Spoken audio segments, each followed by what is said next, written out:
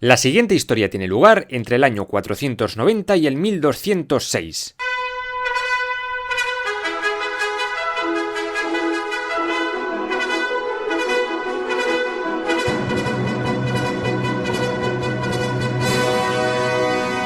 En el año 430, los hunos blancos o heftalitas se hicieron con el control de gran parte del norte del imperio sasánida. En los años siguientes se fueron expandiendo y empezaron a molestar a los guptas. Hubo movidas a saco entre ellos, pero no sería hasta el año 490 cuando estos hunos lograron penetrar con fuerza en la India. Poco después cayó Vakataka, los grandes aliados de los guptas, y fueron sustituidos por los reinos de Kalachuri y Chalukya. Fue el acabose para estos promotores del budismo. La unidad que tanta prosperidad había traído se fue al traste y toda la India se fragmentó en pequeños señoríos de castas guerreras, preocupados más en lo local que en lo nacional. El comercio se jodió y hubo un retorno a la agricultura, lo que muchos consideran una especie de feudalismo en la historia de la India, que coincide en el tiempo con la Edad Media europea. Y es que hasta la llegada de los mogoles en el siglo XVI, ningún reino alcanzó el esplendor gupta, y eso que lo intentaron con fuerza.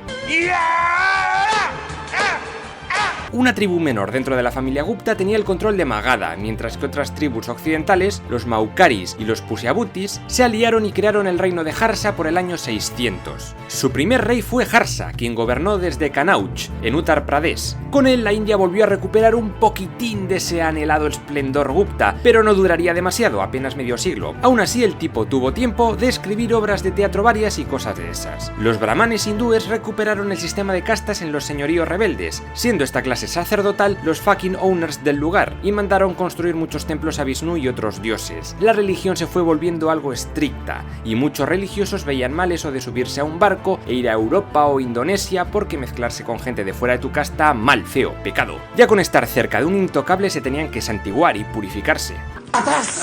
Al sur de la península, hacia el año 590, un reino que logró volver a ser independiente después de mucho tiempo fue Pandya. Bien por él, pero los que más se expandieron fueron los chalukyas, quienes rivalizaron por la hegemonía del Deccan con los Harsa. El rey chalukyo Pulakesin II fue quien llevó a este imperio a la gloria. Se expandieron por los actuales estados de Maharashtra, Karnataka y parte del Gujarat, donde también tuvieron choques violentos con la dinastía Gurjar. Para el año 630 ya dominaban prácticamente todo el centro-sur de la península del Indostán. Aparte de en el arte de cortar cabezas, también fueron muy buenos en el arte escultórico y arquitectónico, y devotos adoradores del dios destructivo Shiva, a quien construyeron templos como el templo de Lad Khan o el conjunto de monumentos de Patadakal, compuesto por 3 templos dravídicos principales hechos de arenisca roja y Patrimonio de la Humanidad por la UNESCO. Aquí surgen las Sikara, unas torres campaniformes típicas de la zona norte. En el sur también empezaron a construir torres, las llamadas vimanas, generalmente con forma más piramidal. Un vimana puede ser también una especie de carro volador de la mitología hindú, el vehículo preferido por los dioses, pero eso ya es otra historia.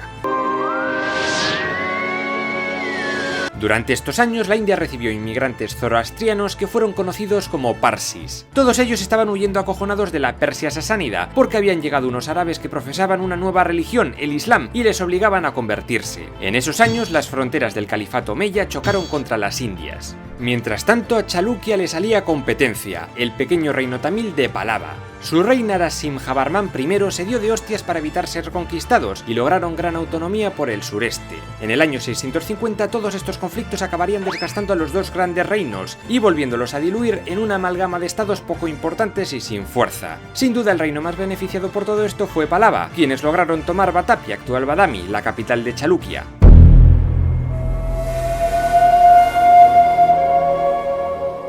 Como ya digo, todo este periodo clásico tardío o medieval temprano estuvo lleno de señoríos feudales independientes que luchaban unos con otros, especialmente en el norte. Esto duró hasta la llegada del Islam, que arrasó con todo hasta apenas quedar información de gran parte de estos reinos. El sur siempre había estado muy fragmentado, porque había mucha montaña y eso impedía formar grandes reinos basados en la agricultura. Sin embargo, es en esta época cuando sí se van a crear imperios de tamaño considerable en la zona. Los Pallava fueron asimilando poco a poco, en especial las clases altas, mucha de la cultura aria del norte. Se dejaron de tanto pastoreo y se pusieron a conquistar tierras. ¿Quiénes eran estos Pallava? No se tiene ni guarra. Unos dicen que podrían haber sido partos emigrados, pero no hay nada seguro. Lo cierto es que montaron una monarquía hereditaria cuyo líder aseguraba descender del dios Brahma. Os están timando, os están engañando. Jainas y budistas fueron perdiendo mucho de su poder a mano de los brahmanes por todo el territorio. De hecho, la victoria del hinduismo sobre las demás religiones fue conmemorada por Narasimhavarman I en el bajorrelieve del descenso del Ganges o penitencia de Arjuna, narrada narrado en el Mahabharata. Esta obra forma parte del conjunto arquitectónico de Mamallapuram, donde también se encuentra el complejo de Pancharatas, el templo de Tirukadalmalai y el templo de la orilla, situado, como su propio nombre indica, en la costa, construido por Narasimhavarman II hacia el año 700. Apenas 30 años antes, los chalukyas cogieron fuerza de nuevo y recuperaron su territorio perdido, haciendo retroceder mucho a los Palavas. Pero es mejor que volvamos al inestable norte, donde acababa de nacer un reino creado por la dinastía de los Kanauj, y comenzaron a empacharse de conquistar territorios, petándolo pero bien. Sin embargo, vinieron los cachemires y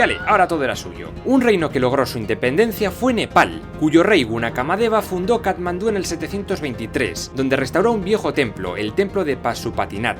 Otras gentes que tendrían gran importancia fueron los Rajput, un clan de grandes guerreros del Sindh, ahora Rajasthan, que se piensa que eran los descendientes de los hunos asentados en la zona. Parte de los Guptas no conquistados lograron reconquistar un trozo de su antiguo reino, ahora tomado por los cachemires, y fundaron el reino de Pala en el año 750. Gopala fue su fundador, y su sucesor, Dharmapala, logró una gran expansión del reino. Para ese año, el 750, los chalukyos se fueron a cagar y fueron reemplazados por la dinastía de los Rashtrakuta, que continuaron con su adoración a Shiva. De ellos destaca el conjunto monumental de Ellora, muy cerquita de Ayanta, que mezclaba el arte hinduista y budista y donde se encuentra el famoso templo de Kailasa, levantado por Krishna I como la morada del dios. Aquí se ve la transición entre la cueva-templo muy del rollo budista a la construcción de templos independientes. Y es que no lo construyeron apilando ladrillos, sino picando piedra de la montaña donde estaba encajado. Normal que tardaran casi un siglo en completarlo. En esos años nació un filósofo muy importante llamado Adi Shankara, quien creó un movimiento para depurar la filosofía védica. Eliminó cosas confusas y complicadas como rituales raros y la hizo más sencilla. Esta doctrina Vedanta Advaita dice que todos esos dioses son en realidad uno solo, Brahma, pero que vemos la realidad distorsionada. La meditación para él sería la única forma de llegar a la verdad verdadera. Los tamiles de clase más baja también empezaron una serie de cultos a santos llamados devocionales, el origen del movimiento Bhakti. Su objetivo básico era demostrar su amor a los dioses a base de ofrendas, cantando himnos y cosillas por el estilo. Parece que esto empezó como una resistencia a la arianización de la zona. ¡Poneros a trabajar de una vez, hombre! Mientras Pala y los Rashtrakutas peleaban por los restos de Kanauj como perros hambrientos, la dinastía de los Gurjaras, o Pratiharas, se extendió por todo el noroeste. Pero muy cerquita, el califato Omeya avanzaba por Persia a pasos agigantados, conquistando a todo Dios, y habían logrado cruzar el Indo. Los Gurjar estaban acojonados vivos, normal. Al principio parece que la relación entre ambas culturas fue cordial con los abasíes, los safaríes de Sistán y los samánidas. Pero a partir del año 1000 llegaron los gaznávidas de Mahmud de Ghazni, tribus turco-afganas que se hicieron famosas por especializarse en destruir templos hinduistas y reducirlos a cenizas. Un reino norteño de esta época pertenecía a la dinastía de los Chandela. Su capital estuvo en Mahoba, mejor conocida como Khajuraho, y allí levantaron más de 20 templos, o al menos esos son los que han sobrevivido. Lo que hace famosos a algunos de ellos es que están llenos de relieves sobre el Kama Sutra, con escenas sexuales de todo tipo y posturas, e incluso hasta se pueden ver imágenes de zoofilia.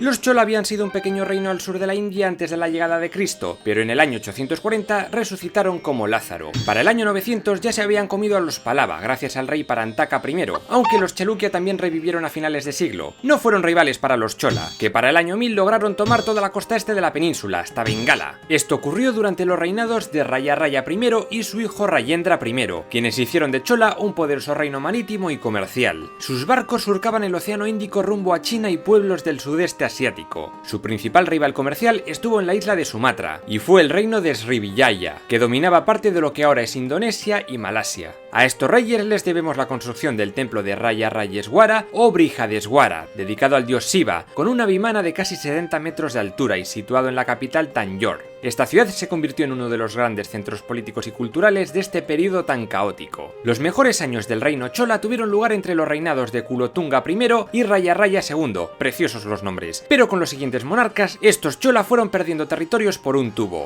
Por ejemplo, la dinastía Hoysala creó un pequeño señorío en el estado de Karnataka por el año 1100, y a ellos les debemos el estilo de templos Vesara, de planta estrellada. Un buen ejemplo es el templo de Kedareswara. Otro templo tamil que vale la pena mencionar es el templo de Sri Ranganatha Kanataswami, dedicado al dios Vishnu y que actualmente es el templo hindú más grande que todavía está en funcionamiento. El lugar está lleno de gopurams o puerta-torres piramidales decoradas por miles de estatuas y relieves pintados, aunque gran parte de lo que se ve ahora es muy posterior, ya que fue destruido varias veces. Los jainas también le dieron caña a la arquitectura, destacando en el norte el complejo de Dilwara, en el monte Abu, en el Rajasthan. Otro templo jaina importante es el complejo de Ravanabelgola, en el sur, en el estado de Karnataka. Allí también levantaron una enorme estatua de granito a un santo que tienen llamado Gomateswara. Qué bonito, ¿eh?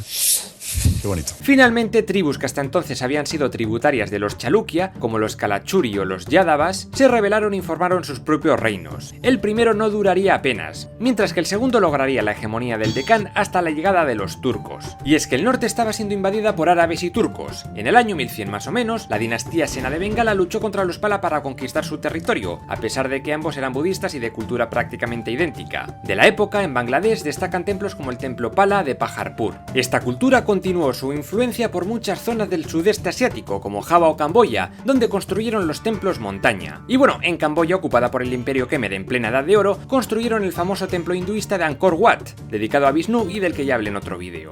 Como podéis ver, el caótico norte se llenó de estados regionales que iban y venían. La situación no parecía mejorar, y no lo iba a hacer. Esto es un infierno, Dios mío. Cometieron el error de no unirse entre todos ellos para combatir la amenaza musulmana que se cernía sobre ellos desde hacía varios siglos. Los gaznávidas decayeron para dejar paso, alrededor del año 1150, al imperio gúrida. Estos persafganos, dirigidos por Mohammed de Gur, hicieron trizas a los Rajput de Sind y lograron arrebatar Pataliputra al ya decadente reino de Pala. Era el año 1206 y ese año murió Mohammed y puso de gobernador de la ciudad de Delhi a su general Kutubuddin Aibak, quien era un antiguo esclavo. Nada más tomar el poder se independizaría de los gúridas bajo la dinastía de los esclavos o mamelucos y fundó el primer sultanato de la India, el sultanato de Delhi. Para muchos, aquí empieza la Edad Media india. El objetivo de este canal es resumir toda la historia de la humanidad de principio a fin. Si te gusta, no dudes en suscribirte. Si te gusta mucho, no dejes de compartir los episodios en redes sociales. Y si directamente te flipa, puedes apoyar el canal en Patreon, donde tendrás acceso a material exclusivo y sorteos varios.